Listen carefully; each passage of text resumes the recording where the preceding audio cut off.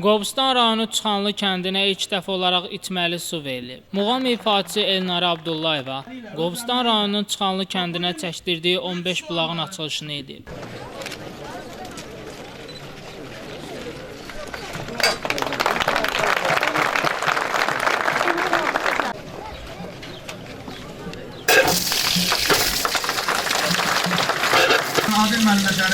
Açılış mərasimində Qobustan rayon icra hakimiyyətinin başçısı Adil Məmmədov, xalq artisti Alim Qasımov, kino rejissor Əbdül Mahmudov, kənd sakinləri və jurnalistlər iştirak edib. Bulağın çəkilişinə 8 ay öncə başlanılıb. Hazırda kəndə 15 bulaq çəkilib. Ümumilikdə 3 anbar tikilib ki, bu da kəndin içməli suyu olan tələbatını qarşılayacaq. Xalq artisti Alim Qasımov jurnalistlərə açıqlamasında bu işin böyüklüyündən danışır. Bizimlə təəssüratlarını bölüşən Elnara Abdullayeva uzun zamandır bu anı gözlədiyini bildirib. Gözünüz aydın olsun, gözlərimiz aydın olsun, mənim gözüm aydın olsun. Ona görə ki, şükür ki, bu cəmaatı da gördünüz, o səmimiyyəti gördünüz. Mən olan o dəstəyi, hörməti özünüz gördünüz. Bildirək ki, xanəndə bu bulaqların çəkilməsinə 250 min manat pul xərcləyib. Şəmsdən Fikrətli, Rəşad Aydın, Dünya TV.